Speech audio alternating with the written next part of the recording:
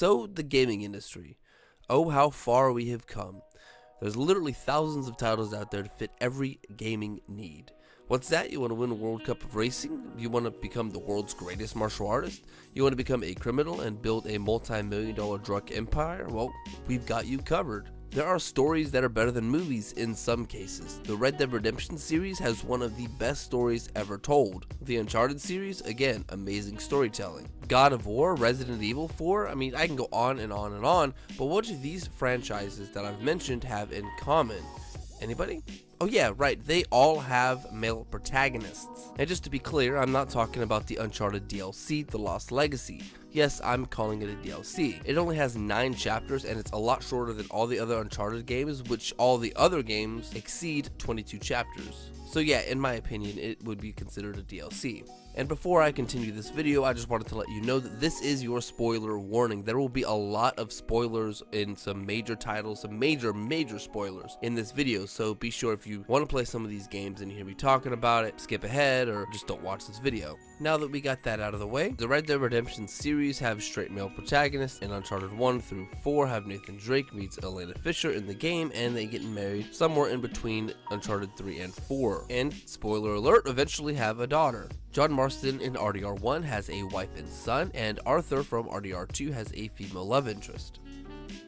I think you might know where I'm going with this. I'm just gonna ask it. Why is it every time you play a strong female lead in a video game, she can't have a male love interest? There, I said it. What's the harm in humanizing female leads? Look, Ellie from The Last of Us, let's all agree, is a badass. And I do believe that they planned for both The Last of Us games all the way back in 2013. In the Left Behind DLC, she had a romance with her best friend. In the first Last of Us game, she talked about her, quote, best friend at the time, and that's what I thought. I thought she was just a friend. But in the DLC, it was proven that their relationship was a little bit more than that. Because, you know, it wasn't the whole slapping in the face with the LGBTQ alphabet soup propaganda. But everything was further confirmed in The Last of Us Part 2, and it just, at that point, became very annoying. I mean, really, they have a sex scene in part 2, and I'm not homophobic or anything like that, but I mean, come on. And now they got Aloy in the upcoming DLC for Horizon Zero Dawn, now as a lesbian. Now she has interest in girls. I always thought she was straight, but there's an option to have her kiss Sika if you were to pursue a relationship. And of course, this is the very first time you can pursue a relationship in the Horizon Zero Dawn series. It's a little late in the franchise if you ask me. And to pretty much side with Melanie Mac go boom on this one, they've also made her character model uglier and even look a little bit more masculine. Like, why? In the original Zero Dawn game, I thought she was beautiful, and now they've just made her look uglier and more like a dude almost. I mean, maybe not quite like a dude, but I guess you can say Sika, the girl she's kissing, looks more like a dude. Just, you know, cut off her hair a little bit, make her look just slightly bulkier, and yeah, that's pretty much a dude. And it's like, anytime that there's a male protagonist, there is no problem with being in a relationship with a female. But anytime you play as a female, they feel like it's less empowering for a female to have, you know, feelings. But for me, it actually more or less humanizes this female, and, you know, they have feelings. That's what makes them a human. And I found this Reddit post that I really felt was really on point, so I'm gonna go ahead and read it.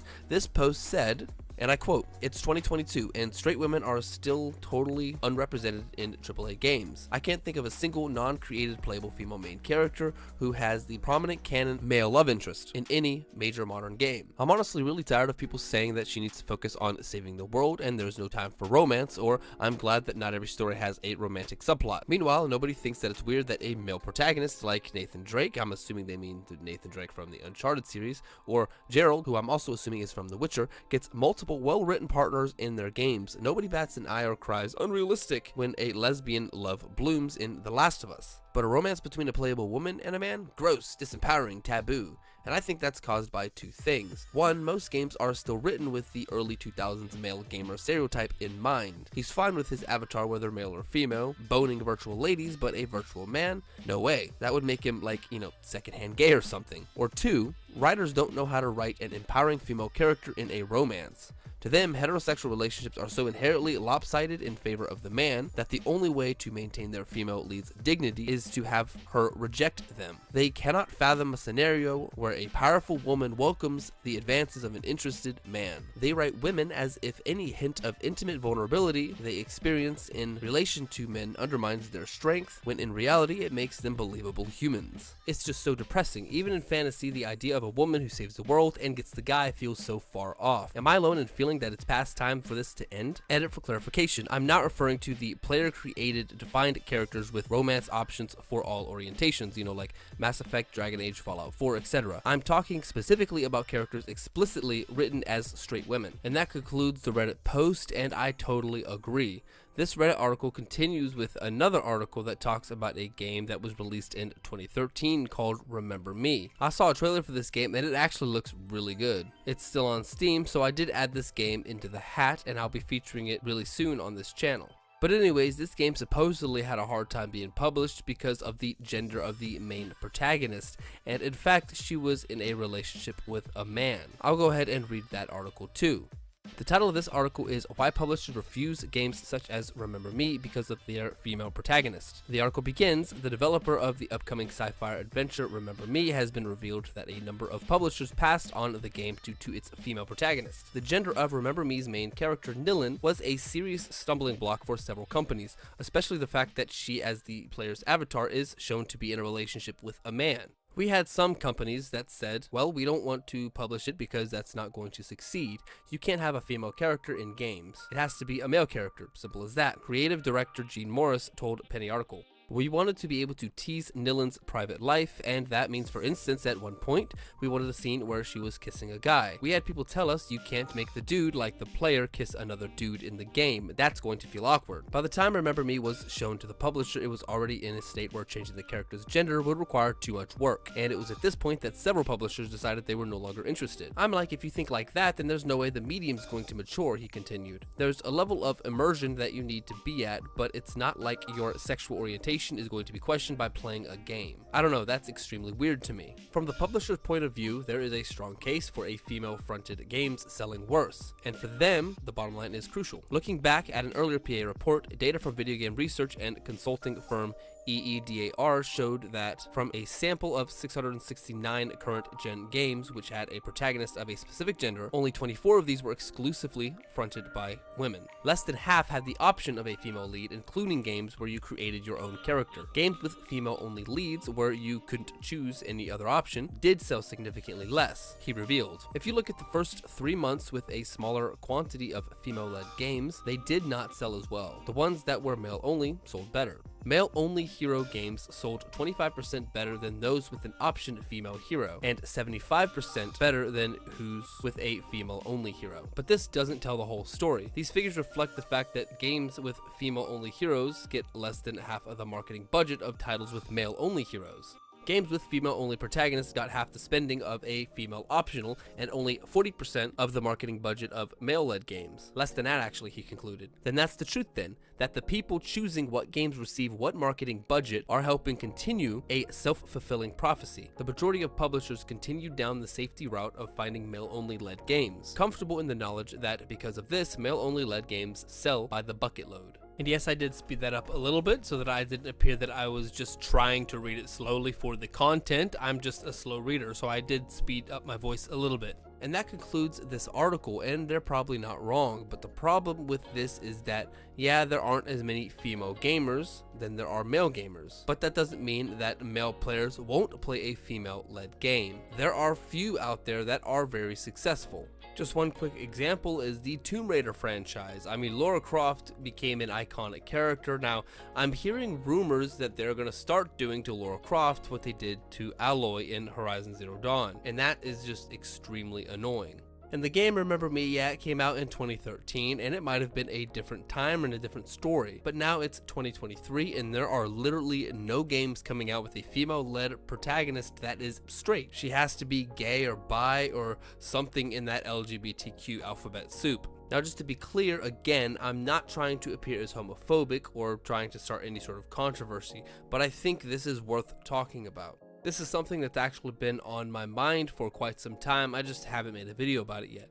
And by the way, when I was doing my research for this video, I found out how many copies of Remember Me sold. You know, the game that they said would be a flop. Well, according to Capcom, yes, it's a Capcom title. In 2016, it became a platinum title, selling more than 1 million copies only in Europe. And I know over the course of 3 years, that might not be the best. I mean, it's no GTA 5, am I right? But still, those numbers are only in Europe. This game was released in North America, Europe, and Australia. I couldn't find any information about how much it sold worldwide. What, are they hiding that information or something? I don't know, it's just very weird. And obviously, if you create a female character and you write her badly, intentionally or non-intentionally or whatever, if you just write the character badly, then no, it's not going to sell very well. But if you write her correctly in a good way, then yeah, the game is most likely going to be successful. But it's really up to the writers. But the bottom line is this: if you play a female character and you are a male, that female character kissing or being in a relationship with a male character won't make anyone, quote, secondhand gay. If anything, it will make us feel for the character that we're playing because it will make them more human. If your female character has feelings for a guy, it will not make her less empowered or less strong because she has feelings for that guy. And that's what the industry makes women seem like. The industry makes women seem weaker because she might have these feelings. They write these men as these strong characters, which is great, but then they write these female characters like a stereotypical housewife that can't save the world. Just leave that to a man, I guess. Now, just to make this clear, I'm definitely not a feminist, but I am one for traditional marriage, and we never ever see that anymore if you are playing a female character, because I guess they're afraid of turning people gay or something. I mean, no, you're not gay. I mean, if you're gay, you're gay, but a video game is not going to make that happen.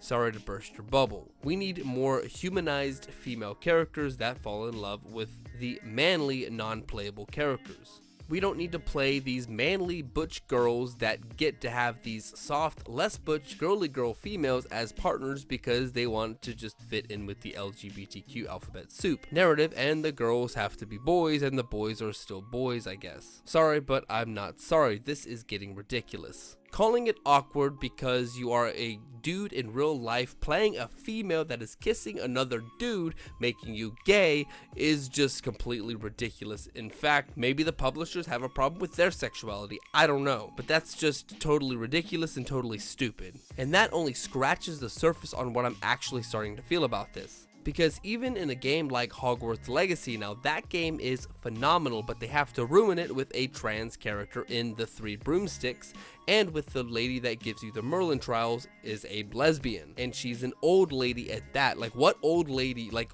in their 60s and 70s, what old lady are you gonna see that is a lesbian that has a wife? Like, I've never heard of that before. Like, why? I mean, what's the point? And plus, the game took place in the late 1800s where the trans and homosexual ideology wasn't really a thing, and if it was a thing, it was looked down upon severely. However, does this deter me from playing the game? No, because it's actually a really good game, but I'm just trying to ask, why do they even have to have that in the game? Some sort of quota or something? Even though people were still trying to boycott the game because J.K. Rowling was a transphobic bigot, it made mad sales. The only thing that everyone hates about J.K. Rowling is that she believes that there are only 2 genders. That's it. But other than that, she is as democratic and left-wing as they come. The gaming industry is trying to get more and more progressive with things, but at the same time, they're not. And none of it makes any sense. It doesn't make sense how they can have a strong female lead, but she has to be a lesbian, rather than having a strong female lead when she could be straight. Why not? But please let me know your thoughts on this in the comments. Please keep things respectful and listen to other perspectives. And as always, if you enjoyed this video, make sure you give it a like, and I hope I didn't come up as too harsh, but I can't not talk about this anymore, and I just can't ignore this. But thank you if you made it this far, and subscribe to my channel if you would like to. And as always, I won't see you, but you may or may not see me in the next video. Be blessed.